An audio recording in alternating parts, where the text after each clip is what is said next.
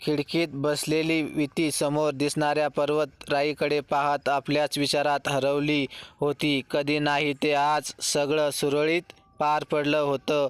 विक्रांतिका सारख्या इतक्या मोठ्या राज्यांच्या मुख्य पदांचा त्याग केल्यानंतर त्यामुळे झालेल्या वादातून अन राजकारभारातून सुटका भेटल्यावर आयुष्य किती सुंदर झालं याचा विचार करत होती. टेबलावर कोरे कागद आणि लेखणी पडलेली होती. भूतकाळात डोकावून आतापर्यंत घडलेल्या अगणित घटनांना आणि इतिहास जमा होण्याआधी विक्रांतिकाने पाहिलेल्या भरमसाठ अश्रूंना कुठेतरी जागा भेटावी म्हणून तिने पाहिलेली, तिने जगलेली कथा ती त्या पानावर उतरून पाहत होती. तो समोर उभा होता. मी त्यांच्याकडे टक लावून पाहत राहिले. आधी कॉलेजमध्येही तो दिसला होता. तोच अवतार, तेच कपडे, तोच कोरा चेहरा. आधी लांबून पाहिलं तेव्हा तितका सुंदर दिसला नव्हता, पण आज तो वेगळाच दिसत होता. काळा ओव्हरकोट, आतमध्ये निळ्या रंगाचा सूट आणि पायात त्याला शोभेल असे बूट होते. डोक्यावरचे केस विस्कटलेले दिसत होते. त्यांच्या राखाडी डोळ्यावर साधा काचेचा चष्मा होता, जो त्यांच्या उभट चेहऱ्याला उत्तम दिसत होता. एका हातात महागडे घड्याळ आणि दुसऱ्या हात ओव्हरकोटच्या खिशात घालून तो माझ्याकडे एकटक पाहत होता.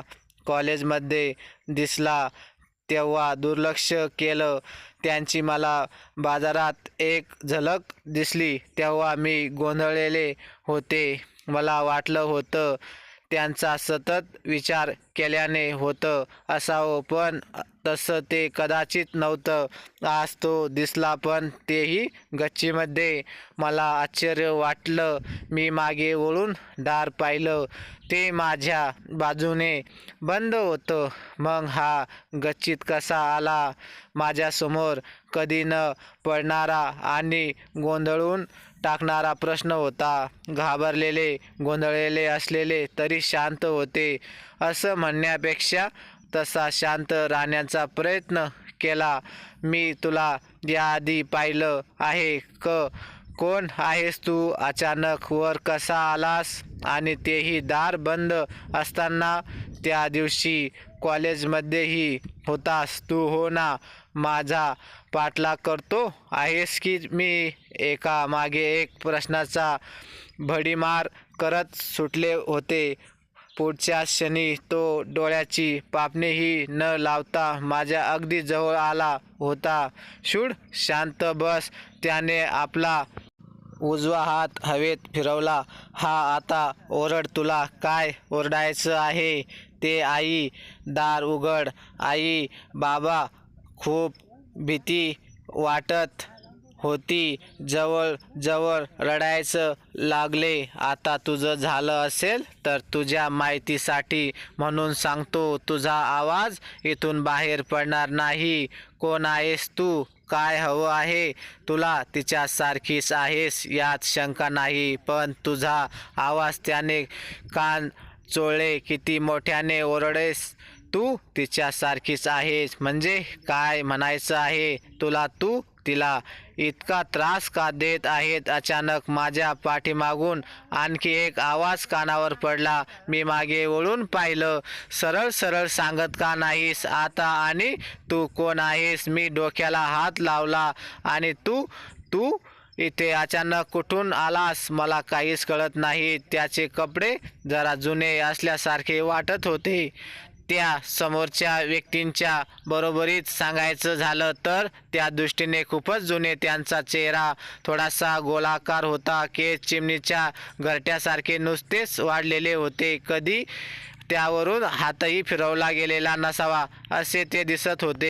माफ करा राजकुमारी, मी अक्षर. थोडा वेळापूर्वी आलेला तो मुलगा म्हणाला. राजकुमारी? कोण राजकुमारी? तुम्ही आणि कोण? तो अक्षर नामक व्यक्ती हसला. अक्षर, तू इथे का आला आहेस? ती माझी जबाबदारी आहे. तुझी जबाबदारी? रिहान, अरे ती दिसती तिच्या मागे पडली असताना तू एकटा तिला सुरक्षित कसा ठेवशील? विसरू नको, दितीची शक्ती केवळ तिच्याकडे पाहून कळणाऱ्यातील नाही. 50 वर्षाचा अनुभव आणि शिवाय 200 वर्ष बंदिवासात राहून तिची शक्ती अनेक पटीने वाढलेली आहेत. मग सगळं कळत आहे. पण तिला सगळ्यात आधी विक्रांतिकामध्ये न्यावं लागेल. मला नाही वाटत ती इथं काही बोलू देईल. डोळ्यातील अश्रू गाळण्याव्यतिरिक्त माझ्यासमोर कुठलाही मार्ग नव्हता. मग आपण थांबलो का आहोत? कारण ती साधारण मनुष्य आहे.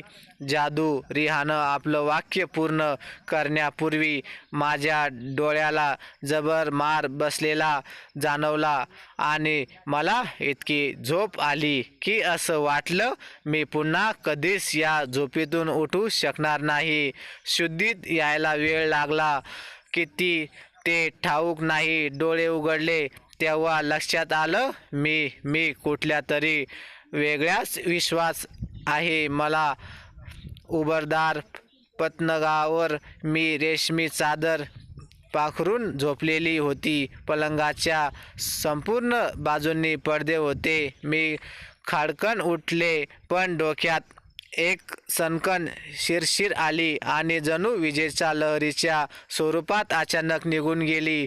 त्या क्षणापुरतं डोके फुटले की काय असं वाटलं. नजर सावरल्यावर पाहिलं तो रिहान नामक युवक तिथे असलेल्या नक्षीदार सोफयाच्या पलीकडे खिडकीतून बाहेर डोकावत होता. तिथे सजा असावा, कारण त्या बाजूने हवेचा झोत आत बाहेर करत होता. मी उठायचा प्रयत्न केला पण डोक्यात घणाचे घाव पडल्यासारखे वाटत होते.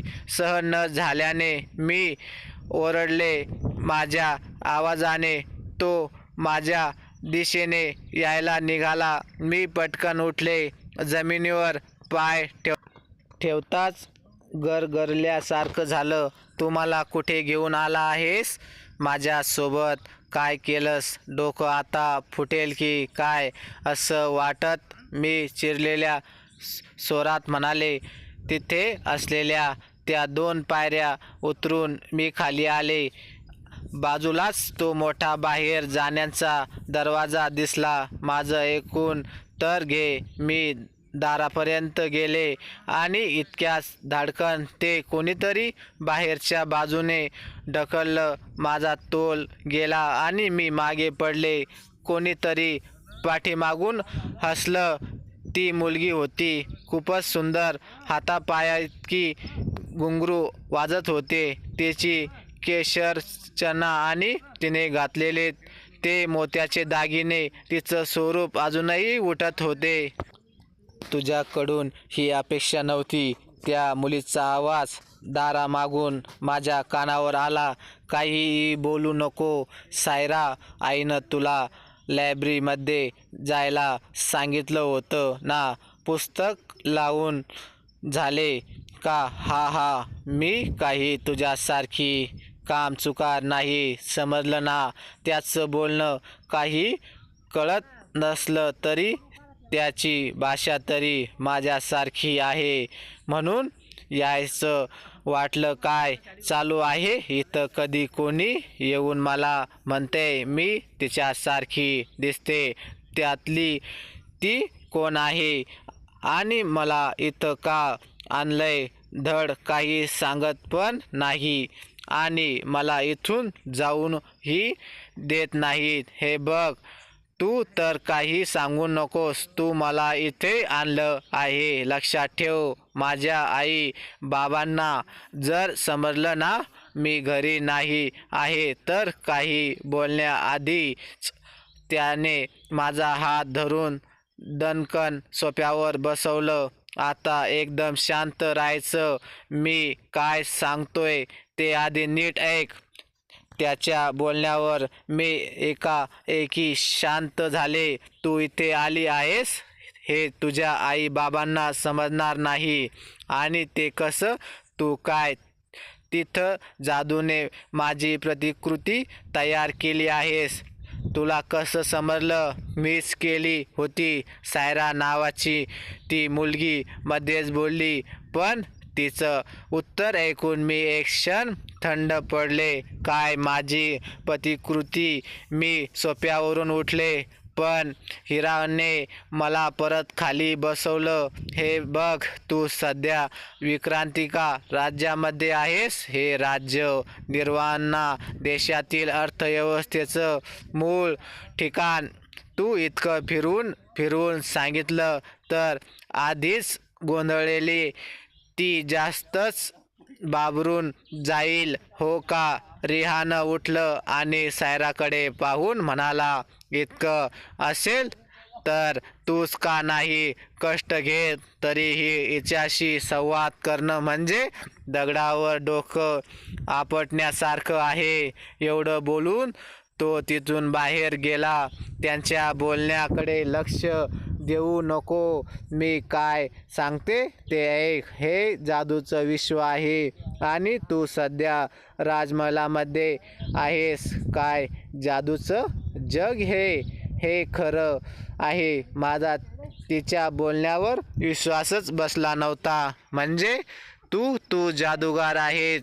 सायराने होकारार्थी मान हलवली. मला भीती वाटली. मी पटकन तिथून उठले आणि 2 पावलं मागे सरकले. घाबरू नकोस, काहीही होणार नाही. काही कारणासाठी आम्हाला तुझी गरज आहे. त्यामुळे पुढचे काही दिवस तू इथेच राहायचं, समजलं? हो का? नाही तुला काहीही लागत की कोणालाही सांग, ते आणून देतील. एकदा तुला तुझं अस्तित्व समजलं की तू स्वतःहूनच इथे थांबायचा निर्णय घेशील. परंतु त्याआधी इथून बाहेर पडू नको. तुझ्या जीवाला धोका आहे. माझं अस्तित्व मला धोका आहे? कुणापासून? ठीक आहे, आता पुरते भाषण पुरे. मला खूप काम आहेस. तू आराम कर, ती म्हणाली आणि तिथून बाहेर गेली. माझं अस्तित्व, ही सायरा नक्की काय बोलून गेली? मी विचार केला पण कुठल्याच उत्तराजवळ पोहोचले नाही. खोलीभोवती एक नजर टाकली. वाव, किती मोठी आहेस ही खोलीच. जर इतकी मोठी असेल तर संपूर्ण महाल किती भव्य असेल.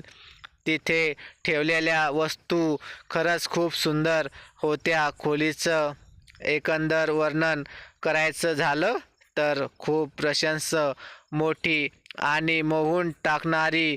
टेबलावर असलेल्या रेशमी चादरीवर सगळ्या वस्तू पद्धतशीररित्या मांडलेल्या होत्या. मेणबत्तीचे स्टँड, काही पुस्तक, काही शोभेच्या वस्तू आणि आणखी बरंच काही. खोलीत उजव्या बाजूला चित्र होतं. त्यामध्ये खुर्चीवर बसलेल्या राणीची आकृती होती. नाकी डोळी छानच होती. रेशमापेक्षा सुंदर असे काळेभोर केस, तलवारीसारखी धारदार आणि तितकीच तीक्ष्ण नजर. गुलाबांच्या पाकळ्याही लाजातील असे नाजूक ओठ. चेहऱ्यावर चंद्रासारखे शीतल तेज. कोण असेल ही? मनात प्रश्न उमटला. ते राखाडी रंगाचे डोळे एक क्षणापुरते ओळखीचे वाटले. खोलीत एका कोपऱ्यात 2 सोफे होते. खिडकीच्या दिशेने गेले. त्या खोलीला शोभेल असाच त्याचा आकार होता. गुलाबी रंगाचे पडदे टटकन होते. बाहेर पाहिलं आणि समोर दृश्य पाहून एक क्षण भारावून गेले. मागच्या बाजूला डाव्या हाताला महालाचे मोठे गेट होते. त्यांच्या दोन टोकाचे 2 शिपाई पहारा देत होते. समोर अथांग हिरवगार पठार पसरलेलं होतं. त्या ओस पडलेल्या जागेच्या पुढे असलेला तो हिरवागार पठार त्यांच्या भूभागावर कितीतरी सांगाची, निलगिरीची आणि अशा बऱ्याच वृक्षांनी गर्दी होती. ती पुढे जाऊन एका दरीमध्ये विलुप्त होत होती. जिथे ते महालाचे दार होते त्यांच्यापासून थोडं पुढे उतार होता आणि त्यांच्यावर दगडी पायऱ्या तयार केलेल्या होत्या.